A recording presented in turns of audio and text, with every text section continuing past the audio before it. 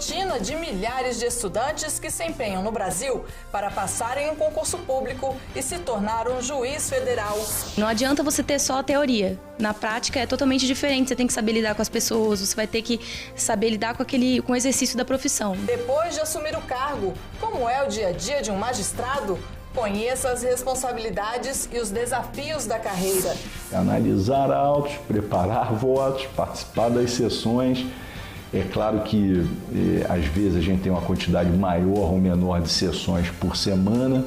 Recentemente, o Congresso Nacional editou uma lei que trata da proteção a esses profissionais. Na prática, a análise de ações que tramitam na primeira instância e tratam de organizações criminosas pode ser feita agora por um colegiado. E você vai ver o exemplo de um juiz que arriscou a própria vida para julgar processos que envolvem traficantes e poderosas organizações criminosas. O juiz não pode se ajoelhar diante do poder que o traficante procura demonstrar, que o crime organizado procura demonstrar ter. Então, não saia daí. O Justiça para Todos está só começando.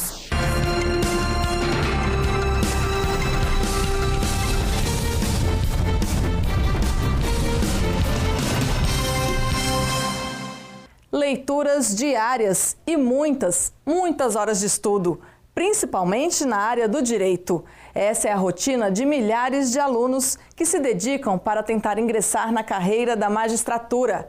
E depois de assumir a função, tem início uma rotina puxada e o compromisso de fazer a análise e o julgamento dos processos de maneira rápida, mas sem perder a qualidade.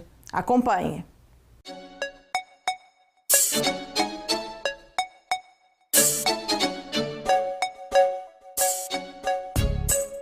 Livros bem coloridos, caneta marca-texto, post-it para marcar cada página que pode ser importante ler e reler. É o vade-mecum, né? A gente costuma falar que é a Bíblia do Direito, então ele tem muito conteúdo, tem muita lei e fica difícil você não marcar, porque senão você não vai saber onde ele está, você não vai pegar com facilidade, você perde tempo também, né? Então a gente costuma marcar, eu mesma marquei, as etiquetas azuis são a parte da defesa, as etiquetas amarelas são as iniciais, então isso para quem já tem uma experiência no direito sabe como é que funciona, então já fica muito mais fácil você estar estudando e eu preciso do material tal, então eu já sei onde está por cor, pela fitinha, já é bem mais prático.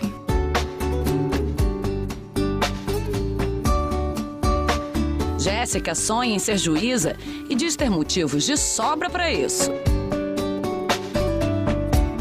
É claro que não é só a atuação, a gente precisa também da estabilidade, mas principalmente pela atuação do juiz na sociedade, porque durante o curso inteiro de Direito, o que eu me identifiquei foi com a possibilidade de poder estar ajudando as pessoas. Tem pessoas que são muito sem conhecimento ainda na área jurídica, né? A maioria delas não sabem o mínimo dos seus direitos. E ao longo do curso eu pude ver que a gente realmente consegue ajudar essas pessoas. E a magistratura foi a que eu mais me encantei, porque o mesmo advogado fazendo um bom trabalho, não é ele que vai decidir no final, quem decide é o juiz. Então, acho que a magistratura dá essa oportunidade de você analisar todos os lados da história e ver qual ali tem mais razão, o que pode ser feito de melhor para aquela pessoa. Mas antes de concretizar essa meta, Jéssica precisa de mais experiência na advocacia. Pelo menos 3 anos na área antes de encarar a prova para a carreira na magistratura. E ele entende o motivo dessa exigência.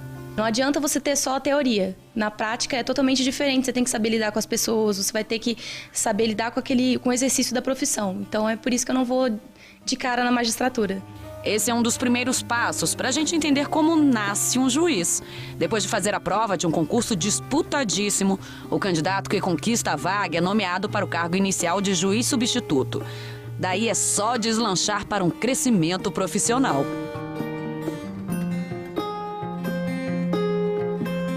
A figura do juiz nasceu junto com a civilização. Afinal, desde que existe o homem na Terra, existem também os conflitos. Isso é natural, faz parte da convivência humana, dos relacionamentos.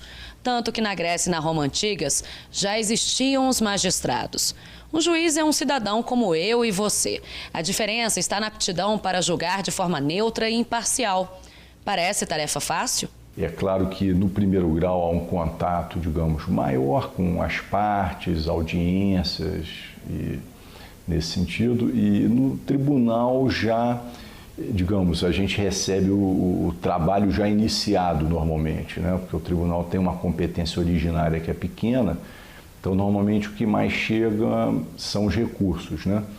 Então, e aí a gente já acaba não tendo tanto esse contato direto com as partes, a não ser quando um advogado se faz acompanhar da própria parte, e é um trabalho muito de analisar, portanto, os autos que já chegam, de certo modo, um pouco mais preparados, né? O juiz tem um trabalho ali no ar-condicionado, tranquilo, e que não assina ponto. Na verdade, isso aí é exatamente o contrário. O fato de não assinar ponto é exatamente porque não tem horário de trabalho na prática. Embora o juiz tenha que estar ali no fórum, no horário de expediente, a maioria trabalha em casa, muitos juízes trabalham durante as férias, muitos colegas ali entram noite adentro trabalhando. É executar um trabalho num dia a dia longo. Analisar autos, preparar votos, participar das sessões. É claro que, às vezes, a gente tem uma quantidade maior ou menor de sessões por semana, né? As sessões, às vezes, são longas ou não. A gente sempre costuma dizer que a sessão tem hora para começar, mas não tem hora para acabar. O salário de um juiz federal é, em média, de R$25 mil por mês. Nos Estados Unidos, esse valor é de aproximadamente $10 mil, algo em torno de R$27 mil. Seria esse o atrativo, a parte financeira? Eu não diria hoje que o atrativo financeiro seria o principal, como provavelmente nunca foi em outros colegas que ingressaram na magistratura, até porque hoje, em termos de remuneratório, não tem muita distinção entre magistratura e outras carreiras jurídicas de Estado, como Defensoria Pública, Ministério Público, Procuradorias de Justiça. Então, qual é o imã que seduz os bacharéis em Direito para os concursos na magistratura federal? O que atrai a carreira, eu tenho, pelo que eu sinto ainda, felizmente, tem sido realmente uma vocação pela carreira. Até porque não é uma carreira muito bonita, mas não é fácil. E dependendo das circunstâncias que exercida, é até um pouco difícil em termos de fixação de residência. Hoje, alguém passa num concurso para juiz, não se espera que vá assumir numa capital, numa cidade maior. Hoje, falando em termos de Justiça Federal, a Justiça Federal tem várias nas fronteiras. Então, quem opta por essa carreira, assim como vários colegas que optaram, é efetivamente pela vocação, pela beleza em si de realizar justiça. Essa vontade mostra porque o Brasil está entre os países que contam com os juízes considerados os mais produtivos do mundo. O relatório é do Conselho Nacional de Justiça. Cada juiz brasileiro soluciona, em média, 1.616 processos por ano. Entre os italianos, esse número é de 959. Os espanhóis julgam 689 ações e os portugueses, 397. Mas o judiciário brasileiro também é um dos que concentra o maior volume de trabalho. Para cada 100 mil habitantes, Portugal tem 19 juízes, que recebem por ano 379 mil novos processos. Na Itália, são 10 magistrados por 100 mil habitantes e 667 novos processos. A população da Espanha, por 100 mil habitantes, tem cerca de 11 juízes, que recebem 673 casos novos por ano. Já aqui no Brasil, para cada grupo de 100 mil habitantes, temos 8 juízes, responsáveis por 1.375 novos julgamentos a cada ano. Os números são claros. Os juízes brasileiros trabalham o dobro quando comparamos aos europeus. E as dificuldades vão além dessa quantidade de processos. Não só a carga de trabalho, mas a natureza do trabalho. Vou citar exemplo, por exemplo, juízes que trabalham aí em várias criminais, lidando com crimes da maior gravidade, dimensão, crimes financeiros, as operações policiais que se mostra na televisão, tudo ali um juiz decidiu aquilo e às vezes acompanha aquilo diuturnamente. Então é um trabalho de certa forma estressante, mas por outro lado bastante gratificante. Mas apesar da rotina puxada e dos desafios da profissão, o juiz Jurandir Borges não tem dúvidas. Hoje, pensando hoje, mais de 20 anos depois, né, de ingressar na magistratura, o senhor trocaria de carreira em algum momento? Não, eu faria o concurso novamente. Faria mesmo? Faria novamente.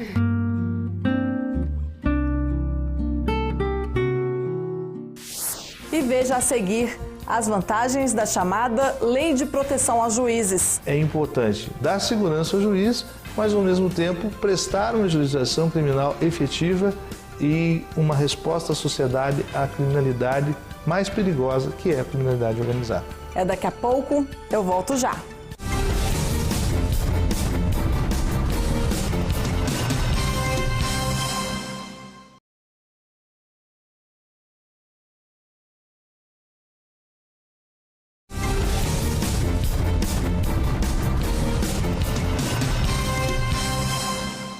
A análise de ações que tratam de organizações criminosas e tramitam na primeira instância, agora pode ser feita por vários juízes que formam um colegiado.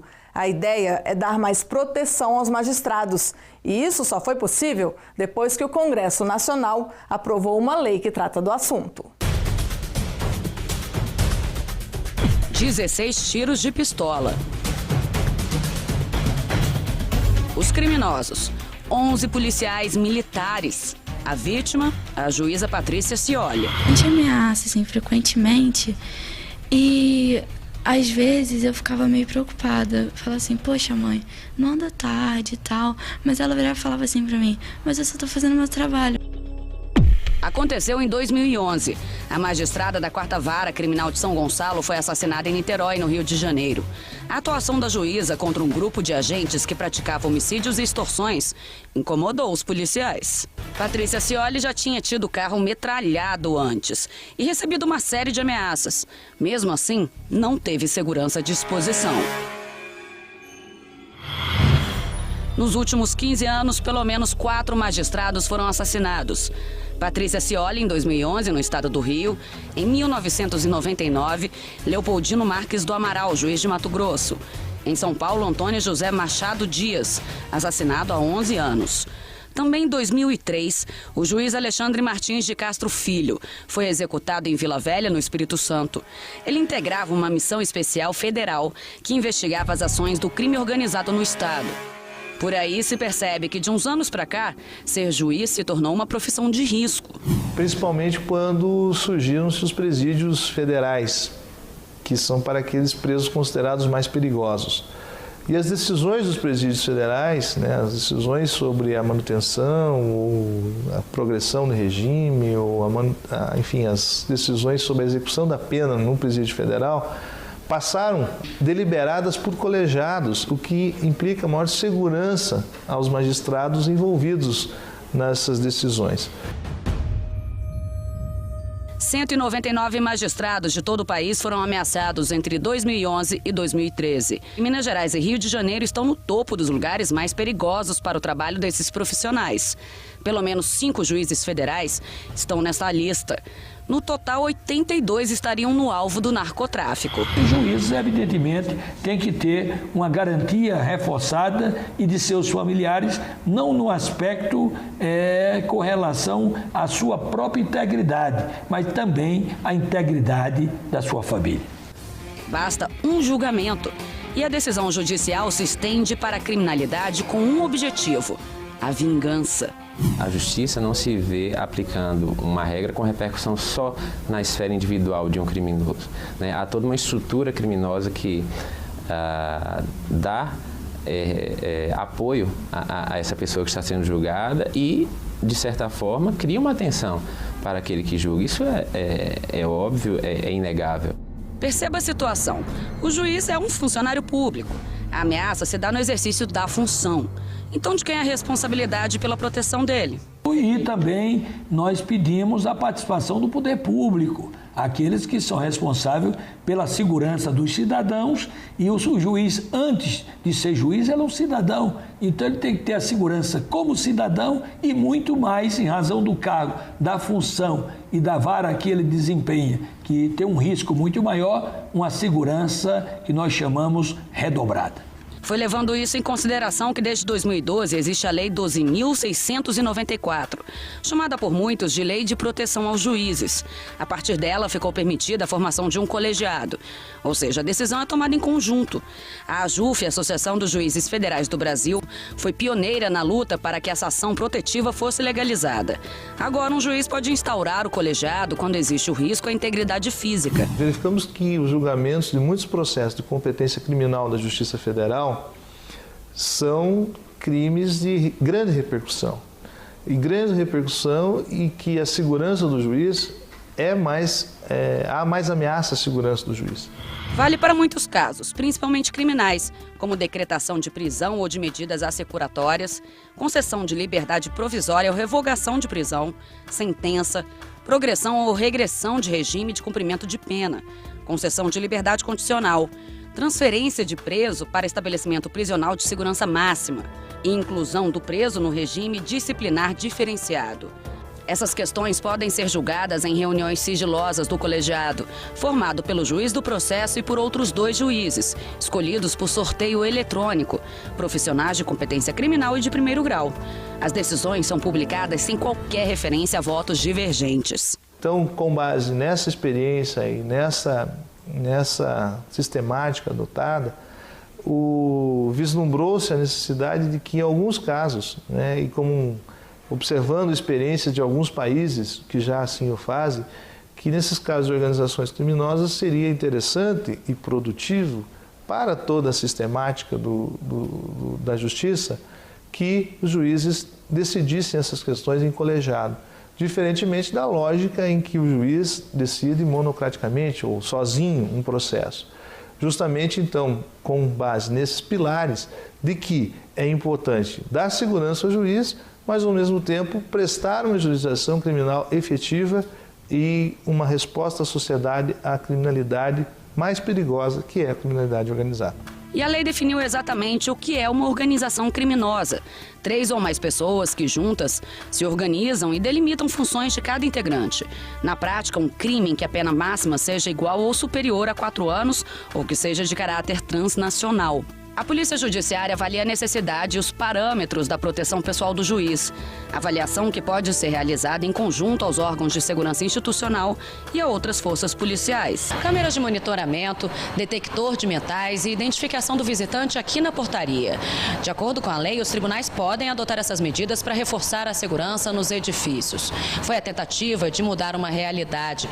Logo depois do assassinato da magistrada Patrícia Scioli em 2012, 538 juízes em apenas um ano desistiram da carreira. E o principal motivo foi a insegurança. O juiz de primeira instância, ele ordinariamente é um ofício solitário, E não raro por isso ele é um fardo pesado, Apesar de ser o nosso dia a dia, há casos excepcionais em que é conveniente e é interessante que essa carga seja dividida entre mais de um magistrado, para que não só se despersonalize essa atuação, mas que isso dê uma tranquilidade psicológica maior ao magistrado, Já que o julgado desse tipo de ação, sem dúvida, é um fator de preocupação, é um fator de responsabilidade, e isso tem reflexos psicológicos que essa divisão esse trabalho em grupo pode, de certa forma, diminuir. Então, é sim uma regra positiva. Em grupo ou monocraticamente, o importante é que o magistrado possa julgar sem medo, sem isolamento, sem ter que se esconder da sociedade por realizar o próprio trabalho. No próximo bloco, você vai ver a história de um juiz que precisou de proteção policial para exercer a profissão. Descontentamento por parte dos traficantes e por parte dos sonegadores e lavadores de dinheiro. É daqui a pouco. Eu volto já.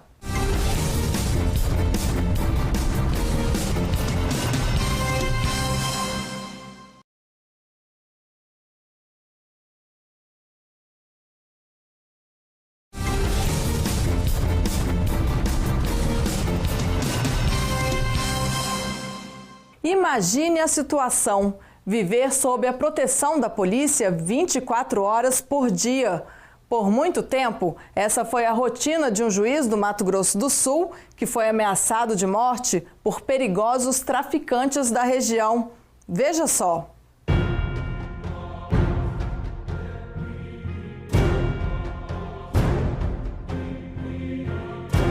Odilon vive sob proteção permanente da Polícia Federal. Os agentes o acompanham 24 horas por dia, seja em casa ou no trabalho. O desempenho de Odilon como juiz rendeu-lhe muitos elogios e o reconhecimento público, mas também ameaças de morte e até um prêmio estipulado em $300 mil por sua cabeça. Por essa razão, a rotina de Odilon sofreu mudanças. Quando morou em Ponta Porã, Mato Grosso do Sul, chegou a dormir várias noites em seu gabinete para não correr nenhum risco. Com relação à liberdade minha, mudou completamente. A atuação da vara, como foi muito ferrenha na fronteira, no cumprimento da lei, evidentemente que enseja um descontentamento por parte dos traficantes e por parte dos sonegadores e lavadores de dinheiro. Odilon de Oliveira nasceu na Serra do Araripe, no agreste pernambucano. Tem um jeito descontraído, fala firme, mas tranquila. É um apaixonado pela profissão. Desde 1987, trabalha como juiz federal e não dá sossego para criminosos ligados ao tráfico e à lavagem de dinheiro. Atuou em Cuiabá, Porto Velho e Campo Grande. No ano passado, foi para Ponta Porã, município localizado no Mato Grosso do Sul, e tirou o sono de muitos bandidos. Condenou 114 traficantes de drogas, pelo menos 15 chefes do crime organizado no estado. As penas totalizam 919 anos de prisão. Aplicou multas de aproximadamente R$3 milhões, além de R$13 milhões por lavagem de dinheiro. Solicitou o confisco de vários bens, incluindo 12 fazendas, mansões e apartamentos de luxo. Fez 17 pedidos de extradição de brasileiros acusados de tráfico e outros crimes. Depois de passar um ano em Ponta Porã, o juiz Odilon de Oliveira voltou aqui para Campo Grande por decisão do Tribunal Regional Federal, mas quer voltar para a fronteira do Paraguai para terminar o trabalho. Agora, o destino de Odilon está nas mãos do Tribunal Regional Federal de São Paulo. O TRF recebeu diversas manifestações de entidades como a OAB e a Procuradoria da República do Mato Grosso do Sul para que Odilon retorne a Ponta Porã. Até os moradores da cidade fizeram um abaixo-assinado com cerca de 3 mil assinaturas para reforçar o pedido. O juiz não pode se ajoelhar diante do poder que o traficante procura demonstrar, que o crime organizado procura demonstrar ter. A Justiça Federal, através de seus juízes, ela só pode se deter diante da sua consciência e diante da Constituição Federal.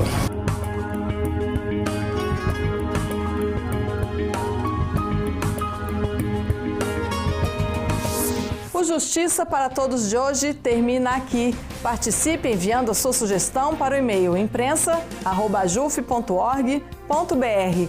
E lembrando, você também pode assistir ao programa pela internet, na página da JUF ou no canal da associação no endereço youtube.com/tvajuf. Obrigada pela sua companhia.